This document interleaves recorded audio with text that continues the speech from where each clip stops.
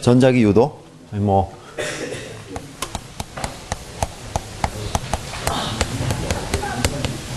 결국은 뭐 이야기를 하자면은 저기 기전력이 만들어지는데 이게 d phi b dt 즉 저 자기 플럭스가 시간에 대해서 변할 때 기전력이 만들어지고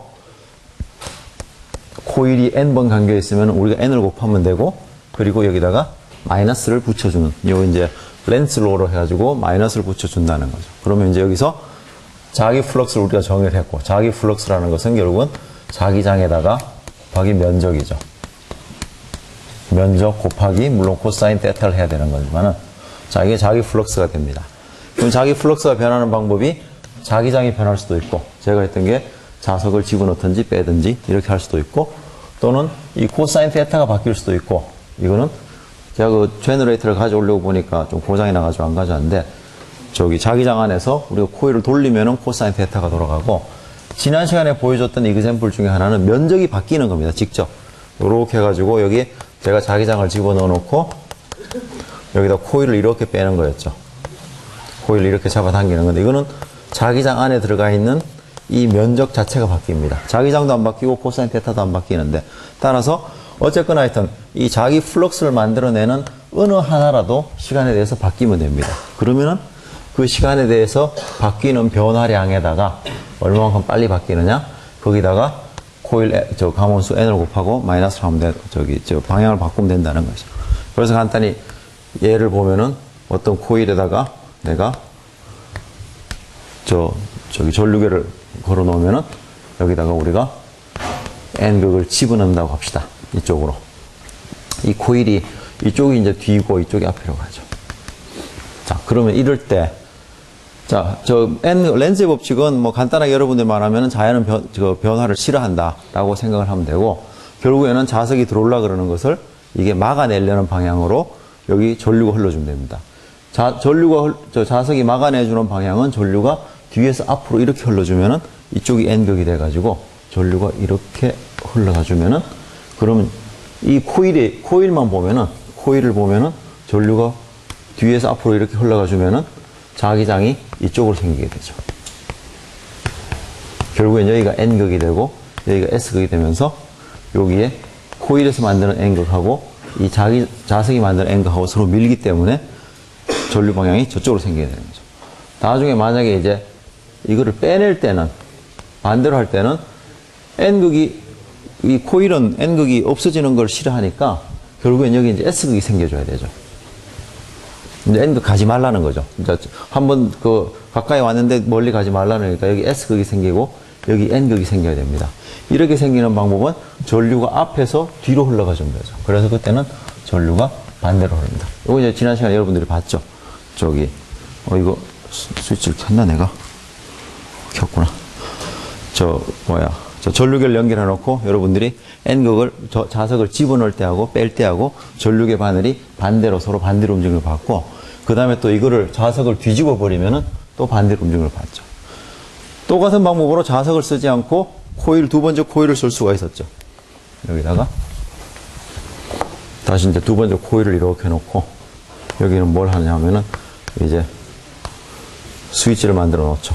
그럼 여기에 전류가 흐르기 시작할 때 자기장이 갑자기 생기기 시작하면 이 녀석은 자기장이 생기는 걸 싫어하기 때문에 다시 또 코일 전류가 유도되고 그 다음에 스위치를 또 뺄 때 자기장이 없어지려고 그럴 때 또 이 녀석은 또 자기장이 없어지는 걸 싫어하니까 여기에 또 전류가 흐르게 되죠. 그것도 이제 스위치를 닫고 있으면은 물론 안 생기고 항상 변화를 줄 때만이 변화할 때만이 생겨납니다. 그러니까 이제 시간에 대해서 변화량이 없으면 시간에 대해서 아무런 변화가 없으면은 이게 0이 되니까 기전력은 0이 되고 시간에 대해서 변화량이 있을 때만 생겨나게 됩니다. 자, 그래서 이제 여기서 좀 이야기를 하다가 이런 자기장 안에다가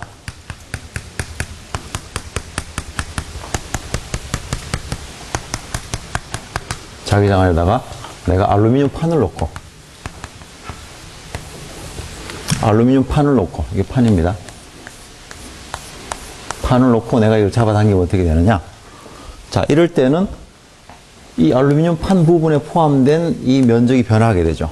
그럼 여기서 이제 사실은 저것처럼 전류가 이렇게 흘러줘야 되는데, 전류가 이렇게 흘러줘야 되죠.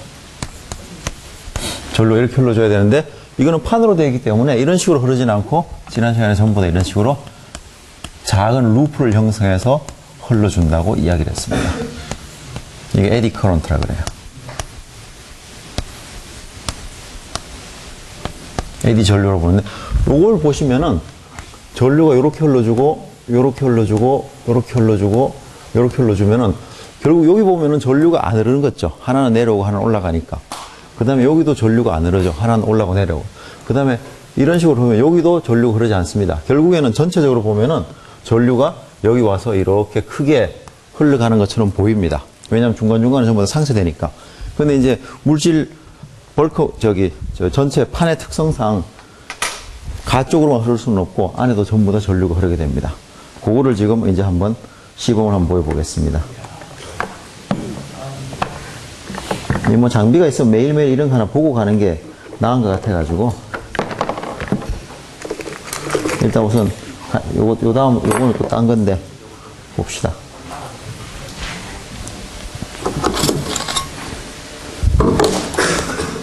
제가 이거 뭐냐면 옛날에 장바구니 있죠. 손잡이 다니 그걸로 바꿔달라고 무지 이야기했거든요. 근데 아직도 안 바꿔요. 그래서 이렇게 해녀처럼 이렇게 들고 있어요. 장바구니 있으면 이렇게 들고 가면 좋잖아요. 그죠? 덜 무겁고 좋은데 안 바꿔줘가지고 이거 자 봅시다. 자 여기 이제 뭐가 있냐 하면은 이게 알루미늄 판입니다. 이게 알루미늄 판이라는 것은 이게 자석인데요. 사실 요 양쪽에 자석이 붙어가지고 요 둘 사이에 자기장을 만들어내고 있습니다. 자기장 어떻게 보면은 양쪽에 이제 이렇게 균이나 방향은 모르겠어요. 자기장을 만들어내고 있는데 이건 알루미늄 판이라서 붙지 않습니다. 자석에는 전혀 자석에 붙지 않는 건데 자 만약에 이제 이거를 내가 이렇게 흔들면은 이쪽으로 보이는 게 낫겠네요. 이렇게 흔들면은 원래 자연으로 이렇게 잘 흔들리죠. 이게 진짜입니다. 자 근데 내가 여기다가 이거를 넣고 여기서 이걸 떨어뜨려 보겠습니다.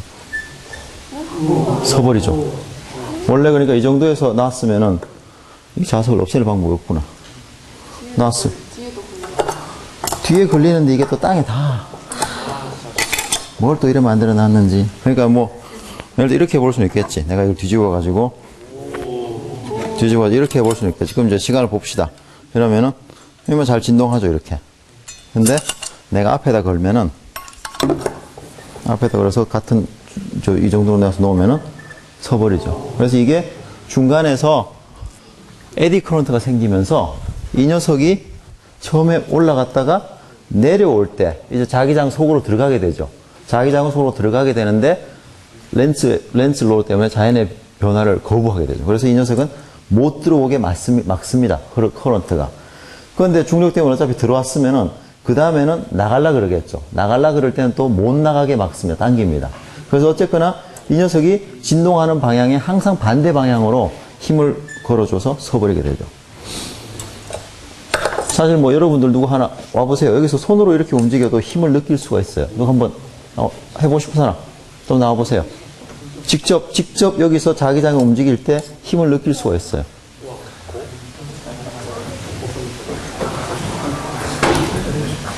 안에서 움직이면은 힘을 이렇게 하면은 자기가 이게 내 맘대로 안 움직인다는 걸 끌리는 힘을 느낄 수가 있어요. 여기 또 이제 발런티어. 또 뭔가.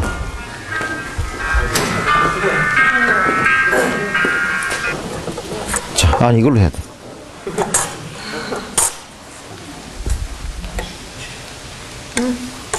뭔가 좀 느껴지지 않나?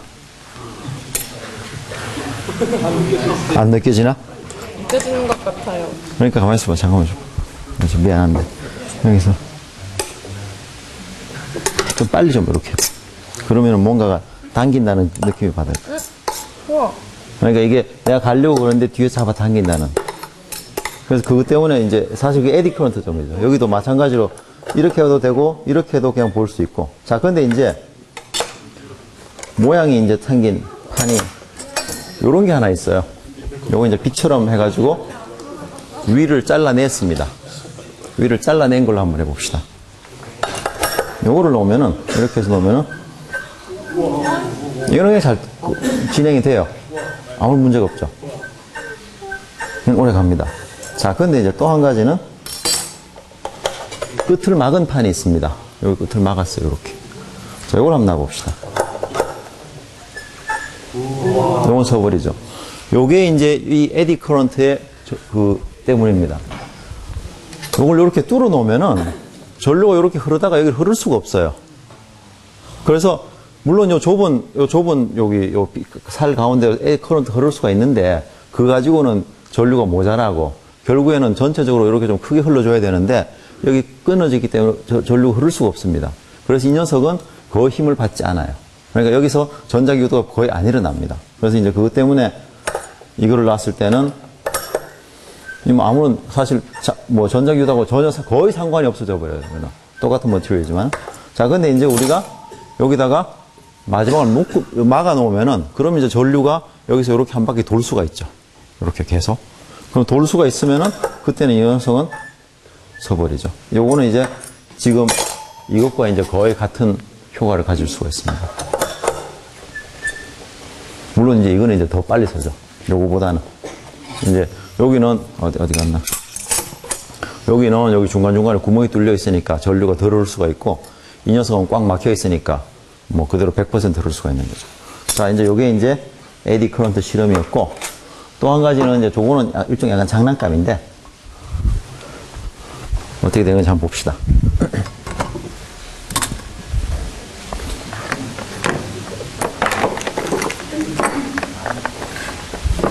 이거는 전기가 필요한데 전기를 저기서 끌어오면 되겠구나. 자, 앞에 스위치가 있고 잠시만요.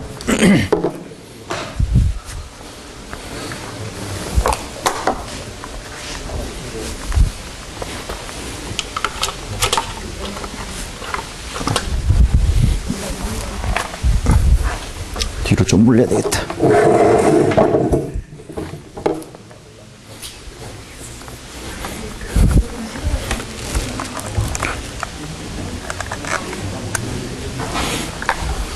자, 이건 어떤 장비냐 하면은, 요 밑에 이제 코일이 감겨 있습니다. 코일이 쭉 감겨 있어가지고, 자기장을 만들어내는 것 밖에 없어요. 그러니까 이 두 번째 코일 모양을 요걸로 생각을 하시면 됩니다. 여러 번 N번 감아놨지만은.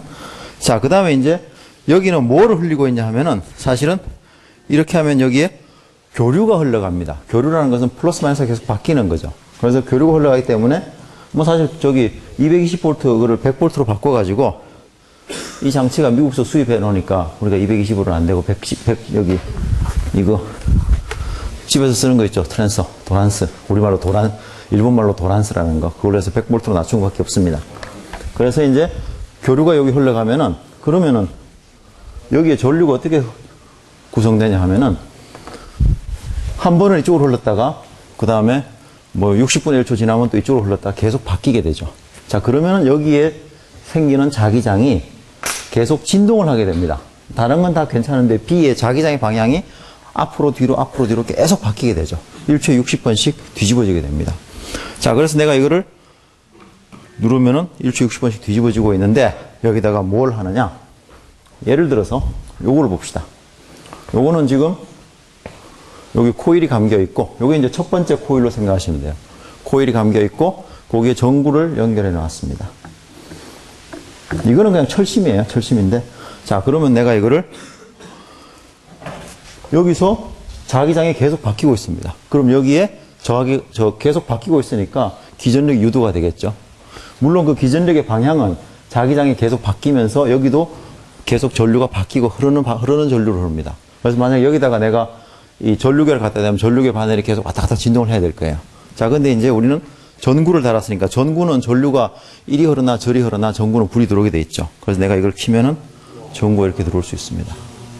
이게 여러분들 요즘 많이 나오는 그 휴대전화 충전하는데 그냥 이렇게 책상 위에 뭐 패드 위에다 갖다 놓으면 자동 충전된다는 거 그거 있죠. 그거와 같은 원리예요. 그 밑에서는 그 패드 밑에서는 코일이 있어가지고 계속 자기장의 변화를 만들어내고 그러면 자기 휴대전화 그 안에서는 요런 코일이 들어있어가지고 그거를 받는 장치가 들어있습니다. 그래서 이제 여기다가 이렇게 하면은 전기를 이건 좀 사실 여기까지 올려도 되는데 약하죠, 이거는. 여기 가면 좀 강해지고. 이 자기장이 이제 멀리 가까이. 여기는 안 되는구나. 자, 그래서 이제 이게 사람들이 많이 연구하고 있는 것이 전기줄을 없앨 수 있다는 거죠. 전기줄을. 우리가 맨날 그 노트북 쓰다 보면 제일 귀찮은 게 그거죠. 이렇게 전기줄을 이렇게 하는 거. 그런데 이 사람들이 이 기술을 많이 연구하고 있는 것이 그걸 없앨 수가 있는데 아직은 그 단계 못 가는 것이 에너지 손실이 너무 커요. 그러니까 여기서 내가 여기 부어주는 에너지에 비해서 요까지 전달되는 에너지가 뭐 진짜 몇 %밖에 안 되기 때문에 뭐 이렇게 데모 장비로나 하지 실제로는 쓸 수가 없고. 자, 그러면 이제 이거는 이제 전자기 유도를 봤습니다. 자, 그 다음에 이제 여기 장난감이 몇 개가 있는데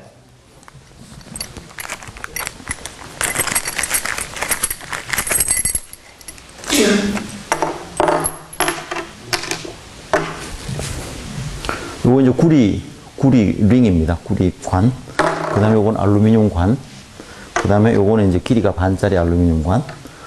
마지막 하나는 뭐냐면 알루미늄 관은 관인데 옆을 튀어놨어요. 잘라놨습니다. 자, 누구 한 사람? 여기 재밌는데 나와보시죠.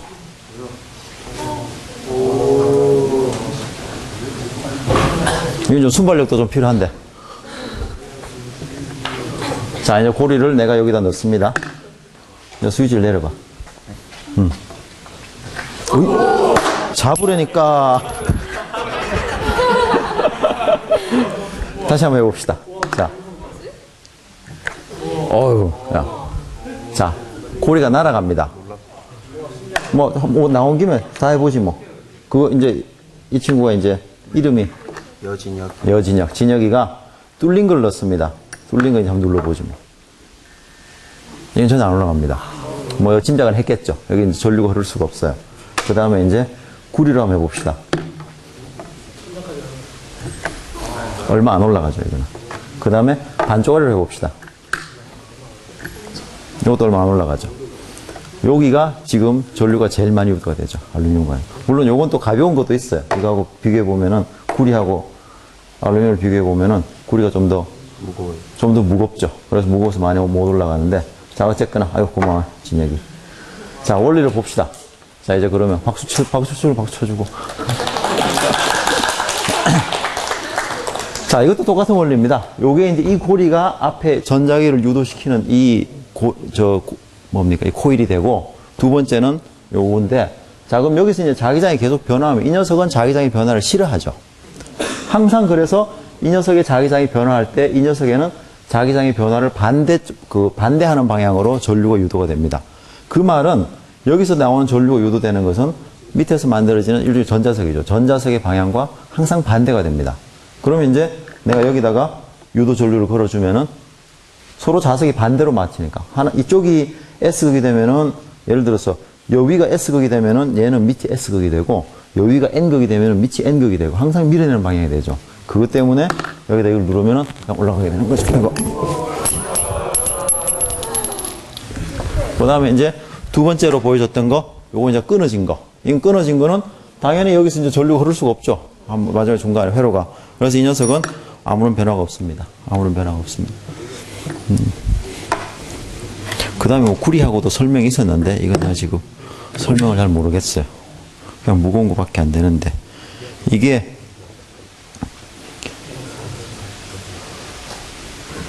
두 개 흐르는 전류가 크기가 다르기 때문에, 저항이 다르기 때문에 두 개가, 하나가 유도가 덜 되고 더 되고 뭐가 있었는데 제가 지금 기억이 좀 안 나네요. 그 다음에 요거는 이제 반밖에 안 되니까 사실은 유도 전류가 반밖에 안 되죠. 원래 거. 그러니까 이걸 보시면은 여기 가면 횟수 N에 비례한다고 되어 있었죠. N이 비례하는데 이것과 이거는 N이 서로 반밖에 안 됩니다. 하나가. 그래서 이제 유도 전류가 반밖에 안 되니까 별로 안 올라가고 이거는 꽤 많이 올라가죠. 2배 정도 올라가죠. 그래서 그 차이가 나는 겁니다. 요거 이름은 이제 링 란처라 그래요. 여러분들 혹시 유튜브에 가시면은 데모 동영상 많이 볼 수 있습니다. 여기에 나와봐, 해봐.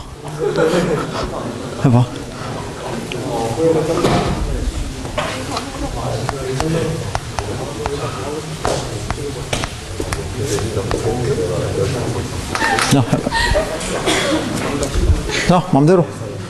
뭐 어떻게 한다 이거. It's yours. 해보지 뭐 또.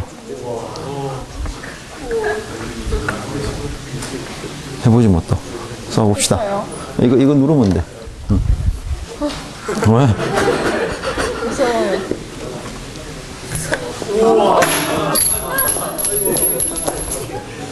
아, 뭐, 잘 올라가네. 근데, 가만 있어봐. 이걸 밑으로. 그러면은 확실하게 날아갈 거 아니야. 이게 더 멀리 날아가는 거였으니까. 어느 거, 이거를? 작은 걸 아래 넣고, 해보지 뭐, 또. 잡았습니다. 응? 뭐라, 굴이랑? 3개 해보래요, 3개. 3개? 호성이 네 해봐. 그리고요, 구멍 난 것도 중간에 끼면 안 올라가요. 자, 해봐라, 그럼 한번. 뭐, 자, 어떻게든 해봐. 뭐. 불량은 좀 높이 올라가나? 구리가 좀, 왜 높여요? 같이 봐. 구리가 얼마 안 올라가니까. 되게 해보고 싶었어요. 해봐, 그럼. 작은 걸 맨 아래도 넣어야 되지 않아? 한번 눌러봐. 올라가네? 당연히 밑에 거에 힘이 있어. 위로 올리겠지, 밑에 게 올라가네. 이렇게 하면, 그럼 밑에 건 가만히 있고 위에 건 올라가지. 우와. 아이고. 그 다음에 또 뭘 또 해보고 싶은 거야? 뭐, 해봐. 이거는 전체적으로 구리 쪽으로 많이 나가서 그렇구나.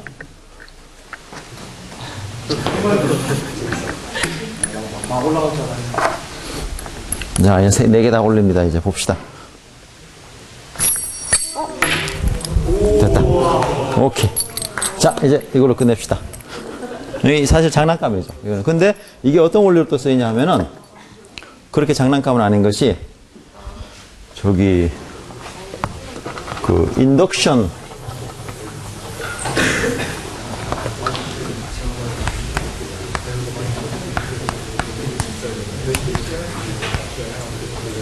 히터라는 게 있습니다. 이건 어떻게 하냐면은 이런 통에다가 여기다 코일을 그냥 이렇게 감아요. 인덕션 이걸 뭐라 그러지? 그 인덕션 히터 내지는 인덕션 이걸 뭐라 그러나 저기 뭐야 제철 공장에 쓰는 건데요. 자, 그럼 여기다 이제 여기다가 교류를 줍니다. 그럼 이렇게 갔다가 계속 바뀌겠죠. 여기다가 이제 철광석을 집어넣어요.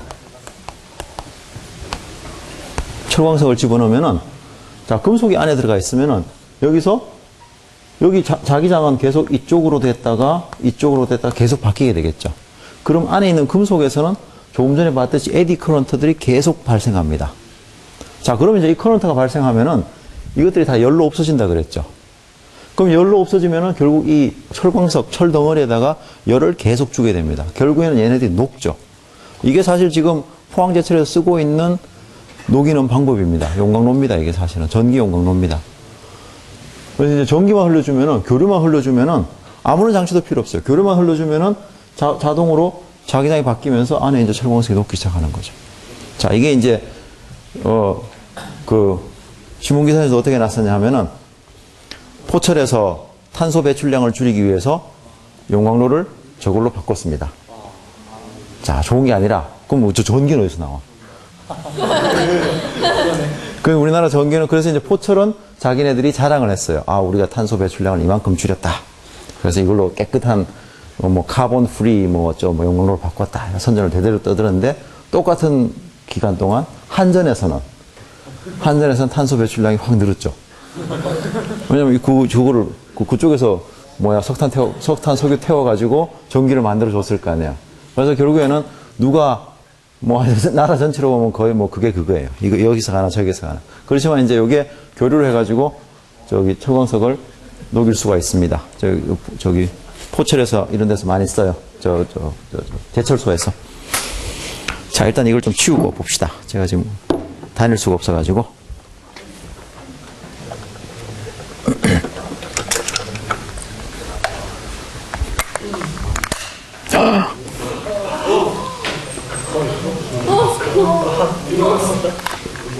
이건 뭐야? 한일전자, 야, 전화 좀 해봐라. 2278-1089. 서울인데. 아, 이것도. 예. 네모나게 말고 동그랗게 하면 에디 프런트 쪽에 더 커져요. 동그랗게 하면은 사실은 상관이 없어요. 에디 커런트가 이제 물론 이제 동그랗게 해봅시다. 그러니까 여기 이제 아까 그 이야기가 이 판을 동그랗게 만들면은 조금 전에 저 알루미늄 판을 여기서 예를 들어서 이거를 이제 동그랗게 만들면은 예를 들어서 여기서 아까처럼 이렇게 하는데 이렇게 만들면은 이런 이야기죠. 이렇게 만들면은 더 커지느냐. 여기도 마찬가지로 에디 커런트가 이렇게 흐르게 됩니다. 그래서 사실은 면적만 있으면 돼요. 면적. 저기 전체적인 면적만 있으면은 그 안에 흐르는 에디 커런트는 뭐 거의 같습니다. 요게 이 사이즈는 요 크기는 여러분들 수준에서는 좀 계산하기도 어려운데 이거는 이 물질의 성질에 따라 달라집니다. 그게 아마 좀 저도 뭐 안 찾아보고 왔는데 구리하고 알루미늄이 에디 커런트의 사이즈가 다를 거예요. 그것 때문에 알루미늄판이 제일 많이 흘러주고 구리판은 좀 적게 흘러주고 아마 그런 게 있을 거예요. 그래서 이건 면적에만 관계되지 이 모양하고는 전혀 상관이 없습니다.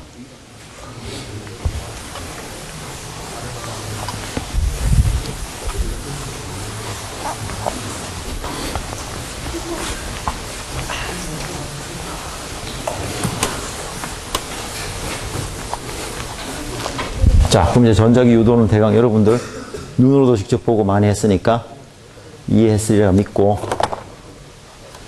다음 걸로 한번 넘어가 봅시다.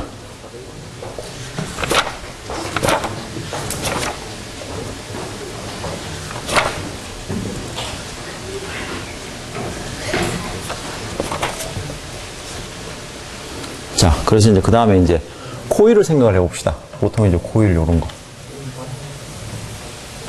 요런 코일을 생각을 해봅시다. 그럼 코일에다가 내가 전류 I를 흘려주면은, 그러면은 이 녀석은 여기다가 자기장을 만들어내겠죠. 코일에다가 전류를 솔레노이드 흘려주면 자기장을 만들어내니까. 자, 그러면은 이때 이 코일의 성질은 뭘로 이야기하느냐?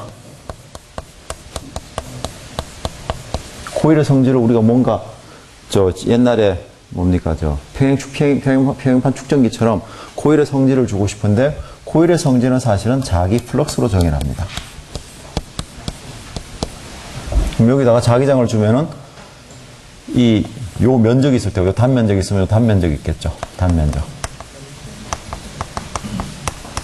단면적이 있고 그러면 자기장에다가 면적을 곱해가지고 이게 자기 플럭스가 됩니다.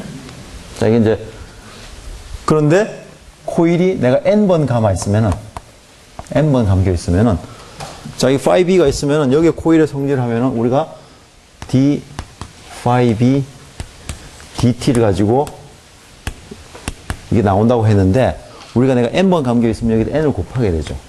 그래서 단면적이 이런데 그러면 코일의 총 자기 플럭스는 n 곱하기 b 곱하기 a로 합시다. 이게 이제 면적. 미국 농구하는 건 아니고 하여튼 자, 면적으로 합시다.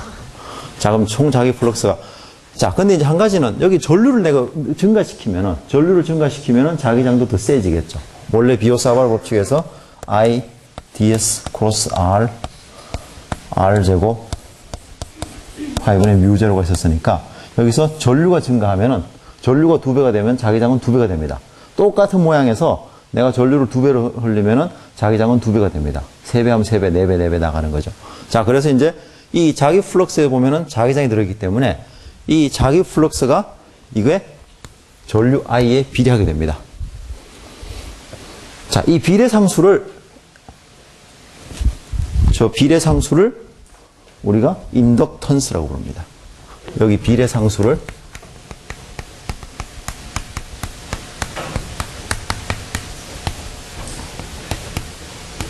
인덕턴스라 부르고 이거를 L이라 부르죠. 그래서 결론적으로는 N 곱하기 phi B를 하면 저 phi B는 요거예요. 코일 한번 감았을 때의 플럭스. 요거는 LI라고 쓸 수가 있습니다. 자, 그러면 이제 L이라는 것은 결국에는 우리가 흘러주는 전류 I에다가 N, phi B가 되죠. 그래서 내가 코일을 많이 가면 많이 감을수록 사실은 인덕턴스는 점점 더 커집니다. L은 점점 더 커지게 되어 있는 거죠. 자, 그럼 이제 솔레노이드를 한번 생각해 봅시다. 우리 솔레노이드, 무한 솔레노이드.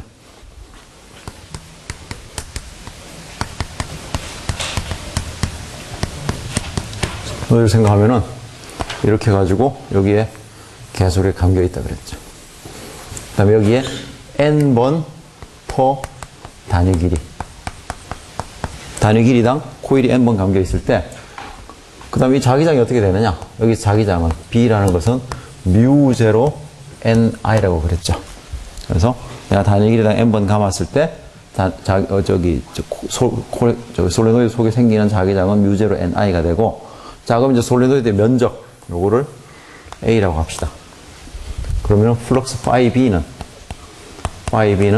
μ0 NI에다가 A를 곱한 게 되죠. 자, 여기까지는 이제 쉽게, 아무런, 우리가 제한할 것 없이 나오는데, 자, 그러면은 여기서 우리가 라지 N을 뭐냐. 이 N은 뭔지 알아야 되죠. 그래서 할 수 없이 이 솔레노이드를 단위 길이를 끊어냅시다. 단위 길이. 단위 길이만큼만 끊어내가지고 단위 길이의 인덕턴스를 생각을 해봅시다. 그러면은 N 단위 길이는, 이건 당연히 N이겠죠. 단위 길이는 우리가 N분만 했으니까. 자, 그래서 이제 이 경우는 N phi B라는 것은 N에다가 μ0 NI에다가 A를 곱한 게 됩니다. A는 면적입니다. 자, 그러면 이제 저기서 L 단위 길이는, 그 솔레노이드가 있을 때, 무한 솔레노이드가 있을 때 단위 길이에 해당하는 인덕턴스는, 이거를 여기서 I로 나눠주면 된다 그랬죠. 그래서 μ0 N 제곱 A가 됩니다. 여기서 이제 그래서 이게 N의 제곱에 비례합니다.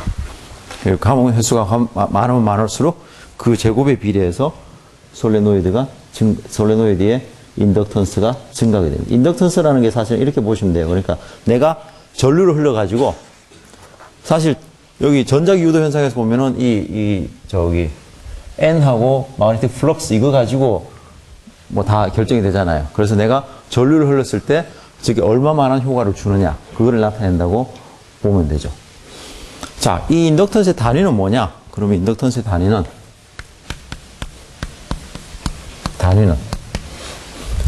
생각을 해봅시다. 일단 phi B라는 플럭스의 단위는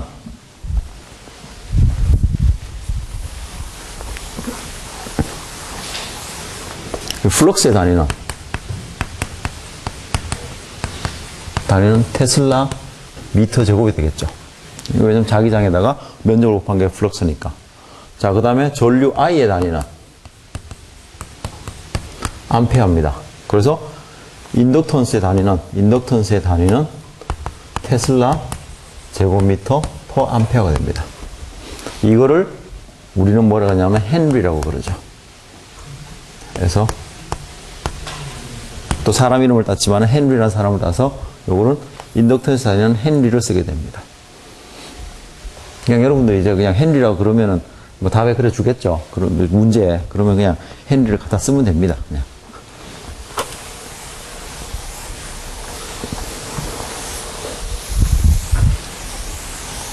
자, 그럼 저기 솔레노이드 보면은 솔레노이드 봐야 되나? 자, 그러면은 우리가 어떤 게 있었냐면은 비오사바로 법칙할 때 dB라는 것은 4파이분의 μ0 IDS 크로스 R 나누기 R 제곱이라고 했었죠. 이거의 단위가 어떻게 되느냐 하면은, 단위는 여기서 테슬라를 만들어내기 위해서 테슬라는 μ0에다가 암페어 미터 제곱을 곱해줘야 된다는 거였죠. 단위만 보자면은. 그래서 이 μ0의 단위는 이거 없어져 가지고 뮤제로의 단위는 테슬라 미터 퍼 암페어입니다. 자, 근데 이제 헨리의 단위는, 인덕턴스 단위가 테슬라 미터 제곱 퍼 암페어예요. 그래서 사실은 L이라는 것은 여기다가 미터 하나만 더 곱해주면 되는 겁니다. 그래서 뮤제로의 단위에다가 곱하기 길이 해주면 되죠. 이 뭔가 좀 약간 옛날에 기억나지 않습니까? 옛날에 우리가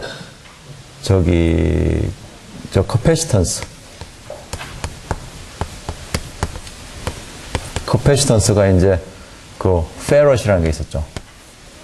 페럿이라는 것이 엡실론 제로에다가 길이를 곱하면 된다 그랬어요.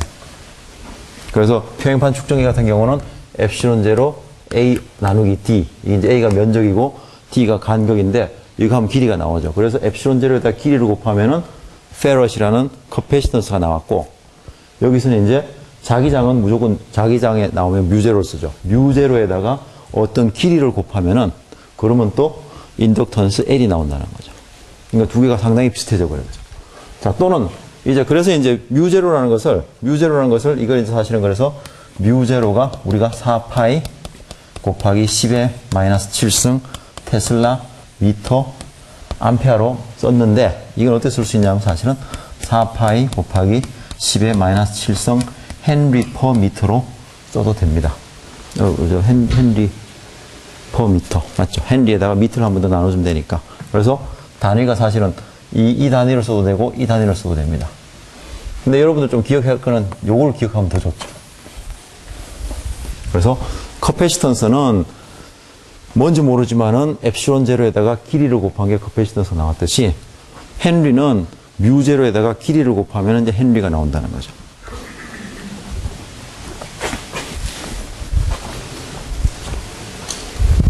자, 그래서 이제 솔레노이드 다시 와봅시다. 솔레노이드에서 단위 길이당 인덕턴스를 하고 싶은 거죠.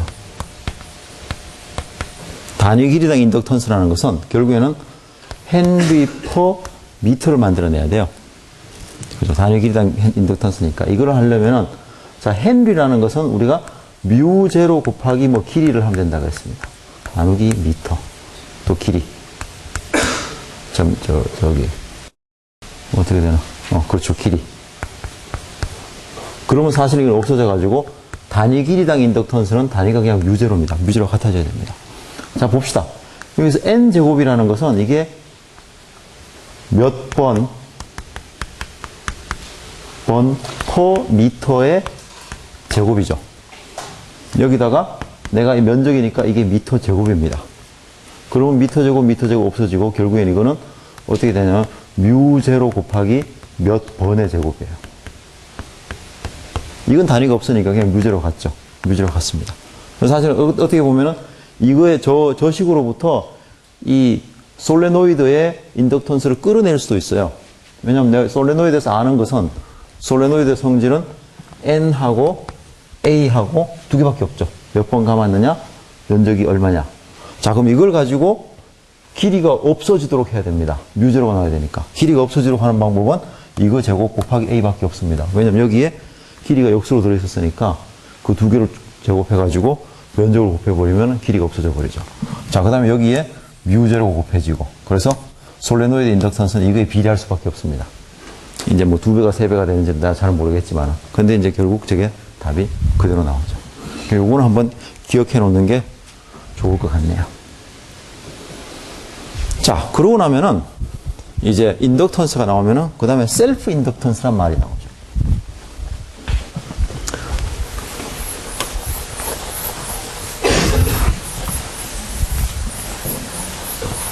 지금까지는 내가 코일을 하나 넣어놓고 여기다가 전류를 흘리면 두 번째 코일에 이 자기장이 생기는 방향을 막 방해하기 위해서 자기장이 생겼는데, 자, 이제 셀프 인덕턴스는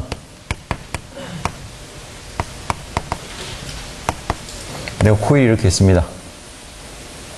코일을 이렇게 했는데 내가 이제 전류를 아이를 흘리려고 그래요. 전류를 흘리려고 그러면 처음에 아무것도 없는 데서 내가 여기서 스위치를 넣고 이렇게 합시다. 내가 이제 스위치를 닫았다고 합시다. 그러면 전류가 이제 흐르기 시작하겠죠. 흐르기 시작하면은 이 녀석은 전류가 흐르는 코일은 코일인데 여기 아무것도 없던 데서 자기장이 없던 데서 자기장이 생길라 그러겠죠. 자, 그럼 코일의 역할은 전자기 유도의 역할은 자기장이 생길라 그러면 자기장이 안 생기도록 막아내는 게 자기의 역할이죠. 그러면은 내가 여기 전류가 이렇게 흐르려고 그러면은 그러면 여기다가 예를 들어서 자기장이 전류의 방향은 이건 전류에 의한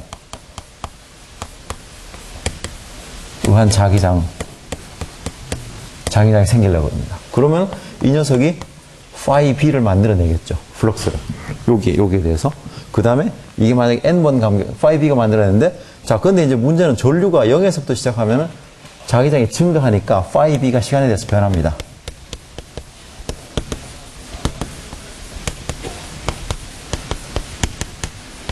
자, 시간에 대해서 변화하면은 우리는 또 d phi b dt 마이너스 붙어가지고 이런 유도 기전력이 생긴다고 배웠습니다. 게다가 이게 n번 감겨 있으면은 n번 감긴 유도 기전력이 생겨납니다. 이 녀석은 근데 반대로 생겨나죠. 그래서 여기 전류가 I가 흐르는 게 이게 전지에 의해서 흐르려고 한다면은 반대로 이쪽으로 흐르는 것이 I 유도 전류. 반대쪽으로 흐르려고 합니다. 그래서 여기서는 이제 전류가 흐르려고 하면은 이 코일에서는 전지는 전류를 흐르게 하려고 이쪽으로 흐르게 하려고 힘을 주고 그 다음에 코일은 그거에 대해서 저항을 하니까 그때 유도 전류가 생기면서 반대로 흘러갑니다. 그게 이제 여기서 유도 전류가 이렇게 생겨나게 됩니다. 자, 근데 이제 여기 정의를 보시면은 조금 전에 이제 인덕턴스를 정의를 한 거를 봅시다. 여기를 봅시다. 자, 그러면은 이때 생기는 유도 기전력은 마이너스 n d phi b dt로 볼 수 있는데 n은 상수니까 집어넣어도 되죠. 자, 근데 이 n phi b라는 것은 이건 결국에는 dt li가 되죠. 자, l은 또 상수입니다. 그래서 빼냅시다. di dt로 해가지고 결국에는 내가 코일에 흘려주는 전류가 시간에 대해서 변화하면은 그때 그 전류를 역행하는 방향으로, 그 전류를 막아내는 방향으로 유도 기전력이 생겨납니다. 그래서 이제 이거는 내가 전류를 흘리려 그러면은 이 녀석이 자꾸 막아요. 그래서 전류가 마음대로 못 흐르고 나중에 또 반대로 어떻게 해가지고 전류를 다 흐르게 할 때가 봅시다. 그 다음에 내가 스위치를 다시 빼버리면은 그 다음에 전류가 전지에서는 전류를 안 흐르게 하려고 그러죠. 근데 이 녀석은 또 이제 반대로 흐르겠죠. 자기는 이제 지금까지 전류가 흐르면서 어느 한 방향으로 행복하게 잘 살았는데 전류가 갑자기 없어지려고 그러죠. 그때는 또 이 전지 대신에 자기가 전류를 만들어내기 위해서 이거를 만들어냅니다. 요거를 이제 셀프 인덕턴스라고 합니다.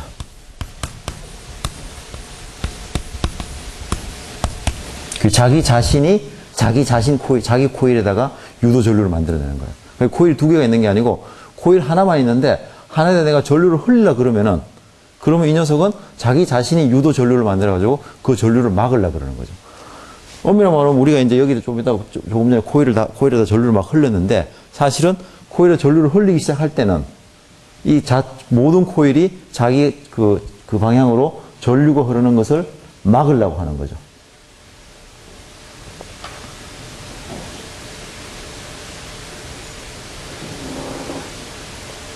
그래서 이거를 어떻게 그림을 그릴 수가 있냐 하면은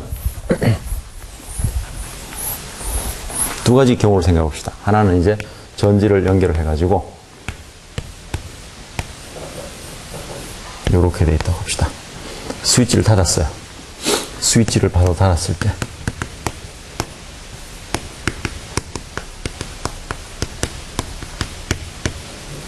바로 닫으면은 그러면 이런 모양이 되겠죠. 그러면 이 전류가 증가하고 있습니다. 그러니까 물론 모든 물리 현상이 딱 누르면은 그냥 0에서 갑자기 탁 올라가는 거 없으니까 전류가 천천히 증가하겠죠. 자, 증가하려 그러면은 이 녀석은 증가하는 것을 막는 방향으로 유도 기전력이 생겨서 결국에는 유도 전류는 이쪽으로 유도 전류가 생기죠. 또는 여기다 그리지 말고 여기다 그립시다. 여기다 이쪽으로 유도 전류가 생깁니다. 이거는 이제 어떤 식으로 볼 수 있냐 하면은 여기에 내가 연결한 전지가 하나 있고 여기에 또 다른 전지가 하나 있어서 이거는 이제 이 전지가 되고 이거는 이 -L DI/DT라는 두 개의 전지를 연결한 걸로 생각할 수 있습니다. 그래서 두 개의 이제 이것과 이것과의 힘의 균형에 따라서 전류가 흐르더라죠. 그래서 이제 이쪽으로 갈지 이쪽으로 갈지는 어느 쪽이 더 큰지를 봐야 됩니다. 자, 만약에 이제 전류가 잘 흐르고 있을 때 어쨌거나 저 힘을 이겨내고 전류 I가 잘 흐르고 있습니다. 이때 내가 이 스위치를 끊어버리면은 그러면 이 녀석은 이제 전류가 잘 흐르고 있다가 전지에서 전류가 전류 흐르게 하는 힘이 사라지니까 이 녀석은 전류를 계속 흐르게 하고 싶어 하죠. 그때는 이렇게 해가지고 여기는 끊겨 있고 여기는 끊겨 있고 유도 전류가 이쪽으로 흐릅니다. 같은 방향으로 흐르도록 유도 전류를 만들어내는 거죠. 그럼 그때는 여기서 L이라는 것은 -L DI/DT가 되는데 방향을 반대로 해가지고 전류를 이쪽으로 흐르도록 유도 전류를 만들어냅니다. 물론 이제 여기는 끊겨 있죠. 여기는 끊겨 있고. 그래서 전류를 계속 유지시키려고 노력을 합니다. 자, 요거를 이제 활용한 것이 또 회로를 한번 만들어 봅시다.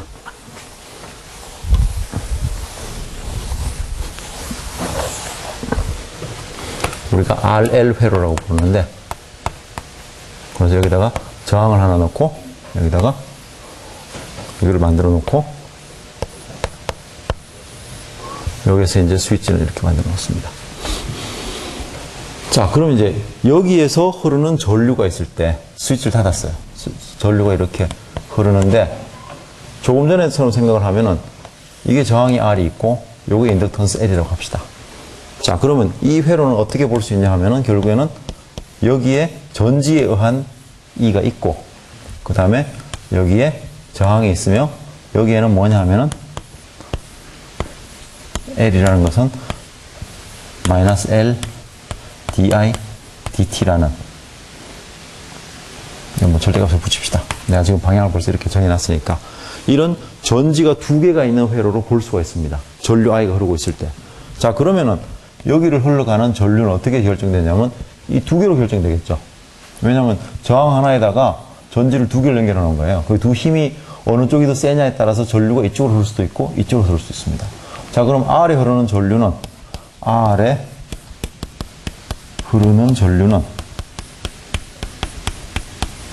자, 여기서 이제 일단 I가 증가하고 있습니다. 그래서 DI, DT는 양수예요. 포지티브입니다.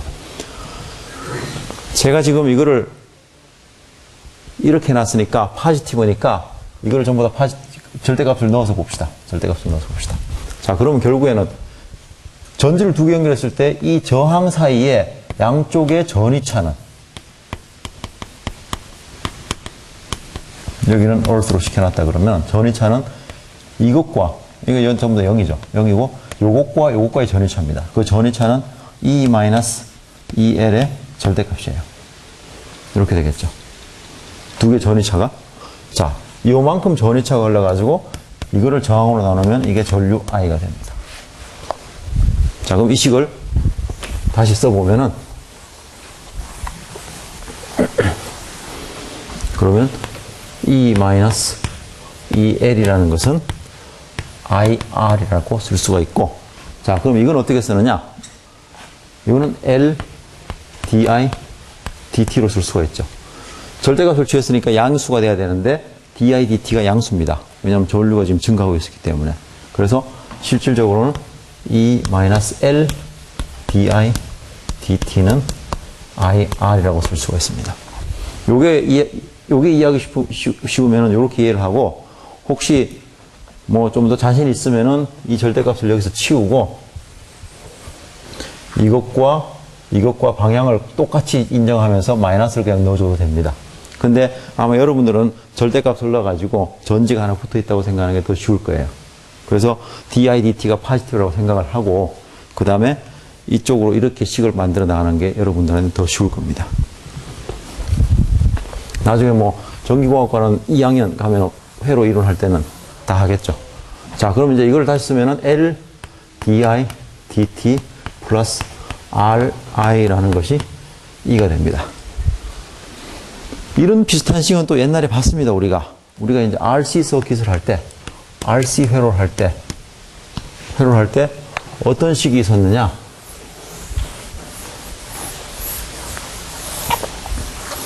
그때 어떤 식이 있었죠?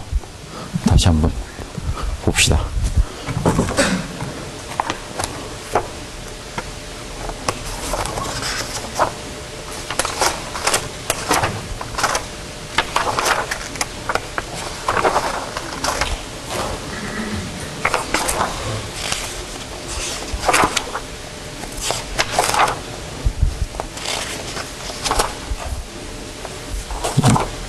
여기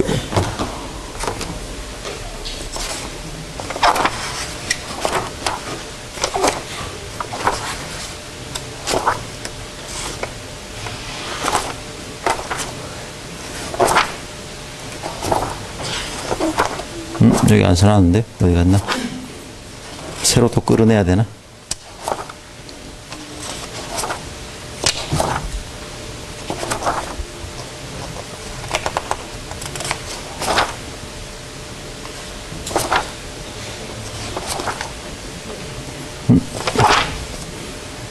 뭐 없는데 뭐 새로 끌어냅시다. 복습이나 하죠. 뭐 또 뭐냐 하면은 여기다가 R이 있고 이게 있고 전지를 연결했을 때 R하고 C를 했을 때 이때는 뭘 했냐면은 dq dt는 dt 플러스 rc분의 q라는 것은 r분의 e라는 요런 식을 유도했습니다. 옛날 거 보세요. 자, 이거하고 이거 보면은 식이 거의 같습니다. 이걸 바꾸면은 물론 여기는 이제 여기 있는 q하고 플러스 q를 했을 때 마이너스 q를 했을 때 축전기에 저장되는 전하를 가지고 식을 만들었고 여기서는 그 대신에 회로에 흘러가는 전류를 가지고 식이 됩니다. 그러나 똑같이 풀었으면은 플러스 L 나누기 R 분의 I는 L 분의 E가 이렇게 나오죠.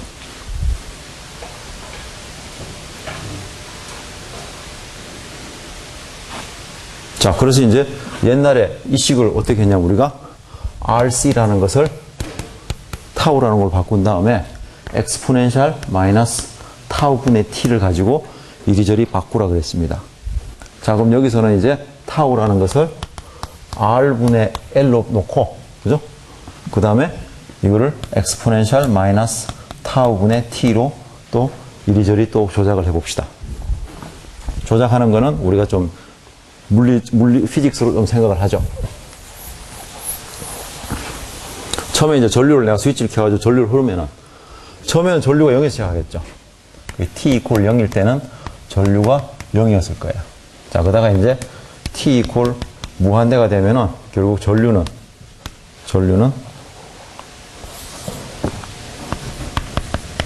R분의 E가 돼줘야 됩니다. 뭐 계속 흘러가면은 그렇게 이거는 코일은 사실은 뭐 도체니까 전류 그냥 저항이 없는 거죠. 그래서 저 값이 돼야 되는데 우리가 생각하기에 여기서부터 천천히 증가하겠죠. 여기서 우리가 결론적으로는 이래가지고 이렇게 증가하겠죠. 그래서 증가해서 전류가 되고 R분의 E까지 갈 거예요. 자, 그럼 이 식은 이거를 이용해서 만들어내면 됩니다. 그럼 결론은 이게 1 마이너스 엑스포넨셜 마이너스 t 오버 타우가 되고 여기에 R분의 E를 곱한 것이 이게 IT가 된다는 거죠. 뭐 미방을 풀 거 없이 그냥 저렇게 해석을 합시다. 그래서 결국엔 우리가 엑스포넨셜 하나 들고 오고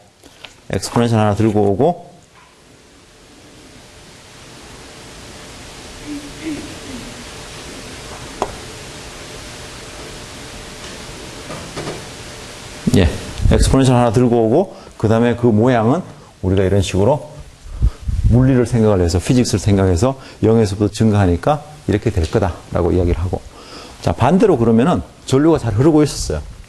시간이 한참 지나가지고 전류가 잘 흐르고 있었는데 그 다음에 전류를 끊었습니다. 스위치를 끊었을 때.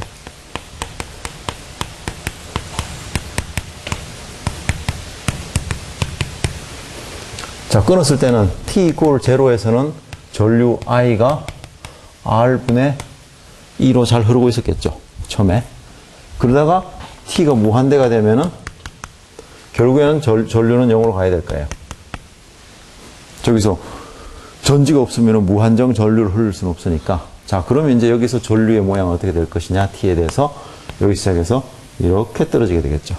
여기 이제 r분의 2가 되고. 그러면 이 전류의 모양은 이거는 r분의 2의 exponential 마이너스 t분의 타우가 됩니다.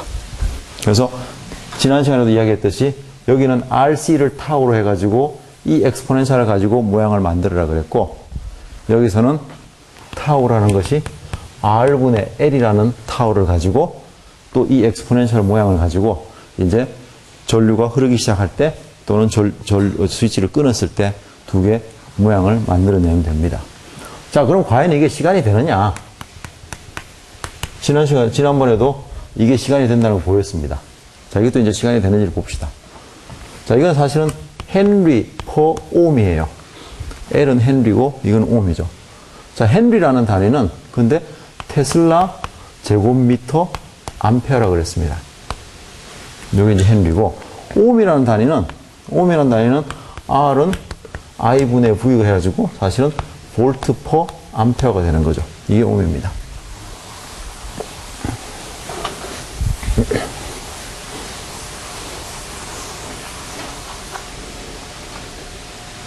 맞나?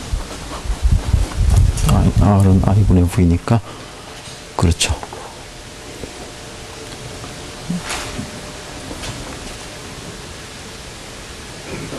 자, 그러고 나면은, 자, 이거 이제 이 식을 쓰면은, 그러면은 테슬라 미터 제곱 암페어에다가 V분의 볼트분의 암페어니까 암페어는 없어집니다.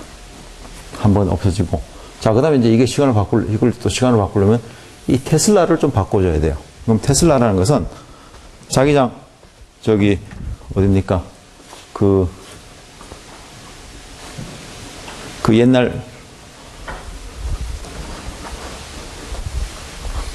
옛날로 가면은 dB라는 것은 IDS,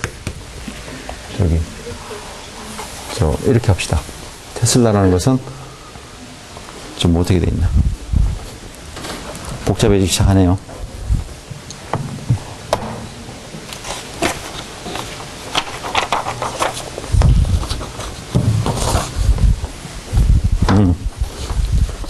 테슬라라는 것은 뉴턴 암페어 미터로 쓸 수가 있어요. 이건 이제 자기장이 받는 힘을 보면 되죠. 그래서 이제 예를 들어서 force라는 것은 IL 크로스 B라고 했었죠. 그래서 이게 뉴턴이라는 것은 이거는 암페어에다가 이게 이제 테슬라가 되고 요게 단위 길이당 힘이었습니다. 그래서 테슬라라는 것은 뉴턴 나누기 암페어 미터가 되는 거죠. 그러면은 이거는 뉴턴 나누기 암페어 미터가 되고 미터 제곱은 남고, 그 다음에 원 볼트라는 것은 이제 포텐셜 디퍼런스죠. 전기 포텐셜 디퍼라는 것은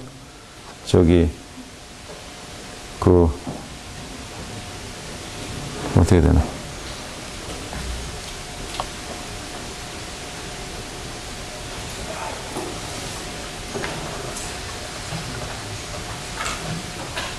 그러니까 힘이라는 것이 워크라는 것이 QV로 쓸 수가 있죠.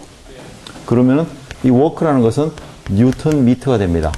그런데 이거는 쿨롱에다가 볼트를 곱하면 되는 거죠. 그래서 이 볼트라는 것은 뉴턴 미터 나누기 쿨롱이 되고, 그래서 뒤집으면은 쿨롱 나누기 뉴턴 미터가 됩니다. 그럼 미터 제곱은 다 없어지고 뉴턴 없어지고, 그 다음에 암페어라는 것이 이게 쿨롱 퍼 초니까 쿨롱이 돼가지고 초가 나오죠. 그래서 여러분들이 이거를 헨리 단위를 쓰고 이거를 오hm 단위를 쓰면은 두 개를 나누면 그냥 시간이 나옵니다. 이 이야기는 관심 있는 사람 보고 사실은 여러분들 그게 기억할 필요는 없어요. 그냥 시간이 나온다는 거 한번 보여줬었고, 이 회로가 있으면은 지난번처럼 엑스포넨셜 요거로 생각하세요. 근데 이 타우라는 걸 구하는 게 이제 R분의 L이라고 기억을 하고 있으면은 나머지 모양은 스위치를 끊었을 때, 스위치를 넣었을 때 적당히 만들면 됩니다. 예, 그러면 다음 주 화요일 날 봅시다.